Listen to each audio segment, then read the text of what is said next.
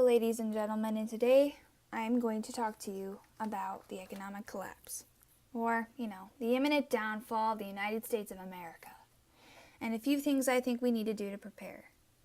Now, if you're listening to this video, then you're probably aware of everything that's going on. You have a instinct, and you believe that, yes, 100%, this is to be true. Things aren't good anymore.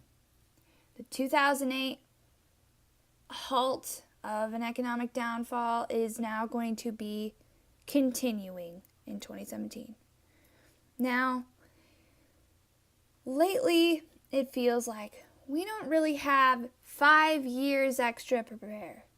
Now, lately, it feels like this is something that can't be stopped. We owe a lot of money, and those people are going to come after us for the debt that we owe. But we continue to raise the debt ceiling, and we continue to print money. Eventually, that inflation is going to catch up to us. And eventually, the people that we owe are going to get smart and cut us off.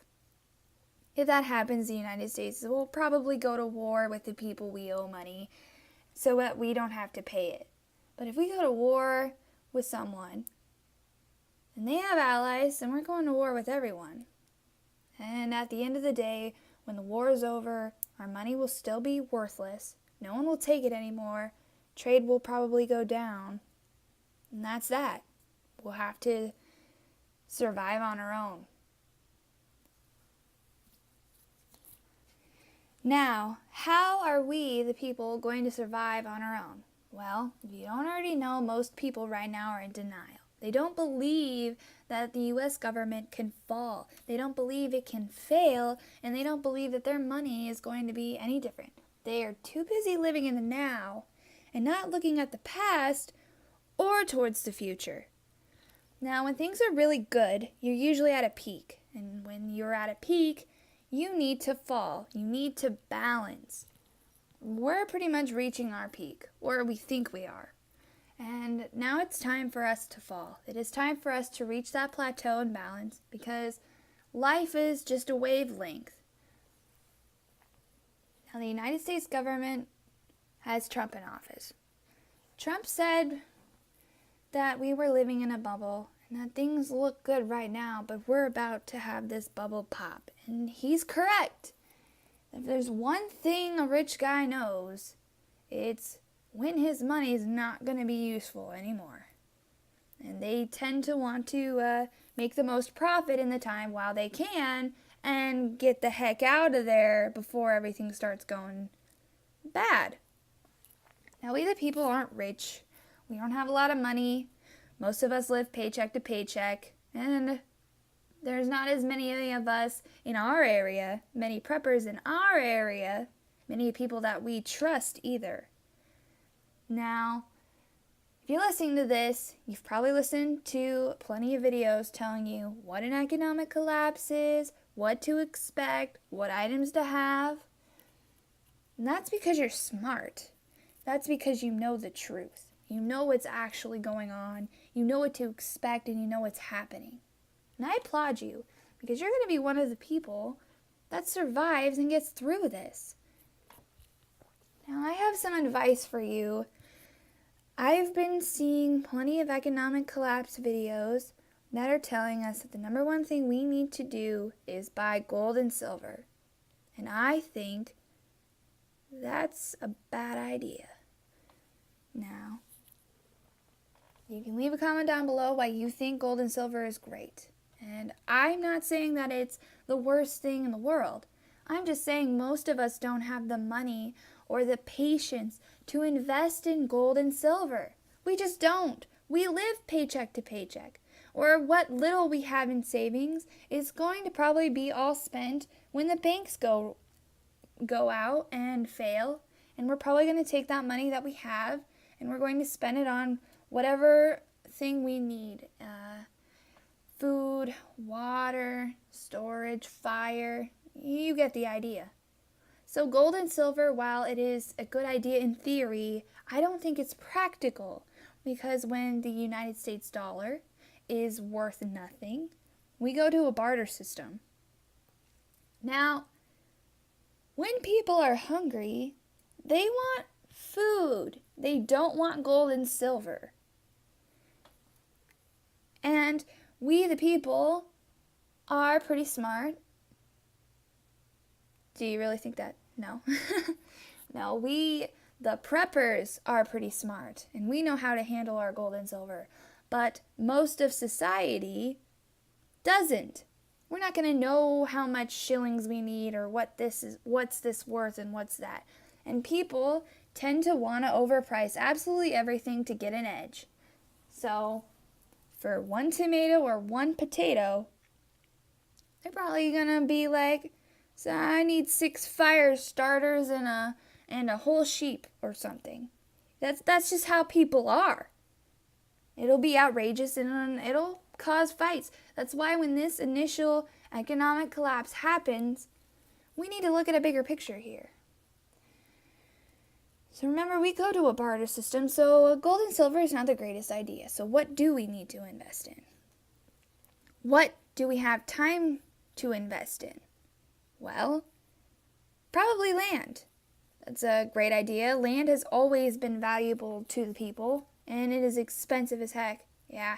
So you're going to have to find a way to save up $1,000 or so and buy just half an acre of land. Now, if you already own your own land, or you have a bug out place or something figured out, that's good. You're ahead. That's what we need. We need more people ahead because I want everyone to survive. Everyone with a brain deserves to survive. You know, a lot of people live in the Midwest. I live in the Midwest, so that means I have to deal with winter. People don't think that far ahead. And that's what we need to do. We need to think ahead. So when you buy land, you need to get ready. You need to have your own food ready. I advise chickens or whatever type of poultry you can think of. I advise knowing how to skin them, knowing how to cook them, because chickens are going to be great. Chickens are just pigs on 2 legs. I also advise that you build a shelter ahead of time and you get your water filters ahead of time. Don't wait now. If anything, bare minimum, you need to know how to get water and you need to know how to start a fire. You cannot count on 24-hour little grace period to save you. It won't. It's just a little bit of a helper. Those stores are going to be raided. Those stores are going to be empty. Number one thing, cigarette people are going to be stealing those lighters. So you need to get it now. Now what you can get last minute are things that people wouldn't normally grab. And that's up to you to figure out. What does no one usually grab? You know, people will go for the canned food. Not everyone's going to go for rice, so I think you should go for rice. You need to have your staple food. You can survive off of potatoes, so know how to grow them.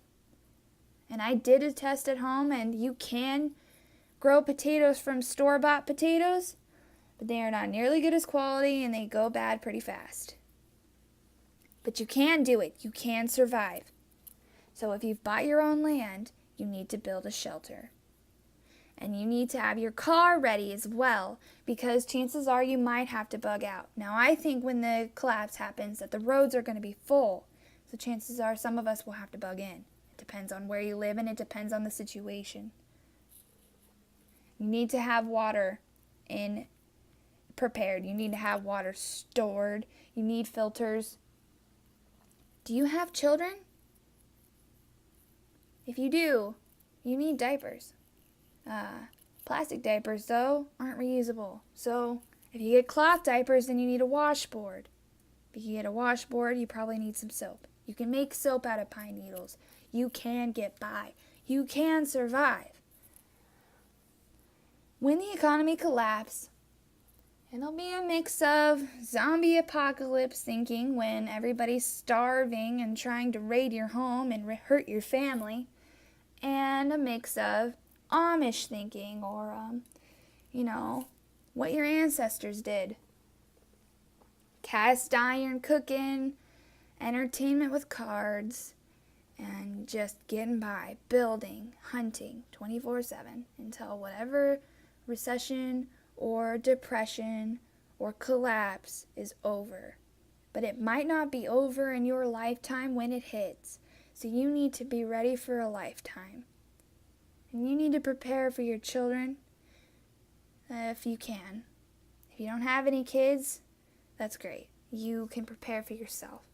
But one thing I would advise is that no matter how close you are to family, people turn on you. So you need to be careful on who you decide to survive with. If you plan on surviving on somebody's land that isn't yours, that's great. It could work out.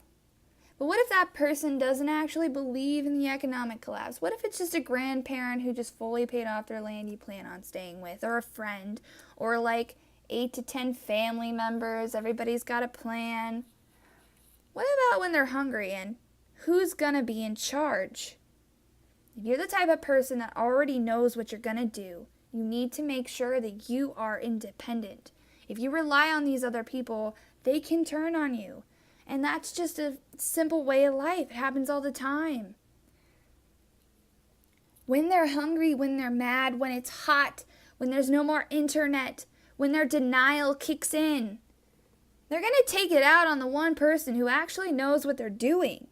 And they're going to try to eliminate you, get you out of the picture, get you out of the way, mentally stress you out, because they want to be in charge, not you. It's their land. But if you have your own land and you decide exactly who to trust, and it might just be your husband or wife and your son or daughter, that's fine. If you trust your neighbor more than your parents, go for it. Every life, every person, every situation's different. So you need to know 100% who's in charge, or who's going to fight to be in charge, and what you're going to do about it. Now listen, everyone, thank you for listening. Tune in next time when I give you a list of other items that you should be prepping for. Thank you.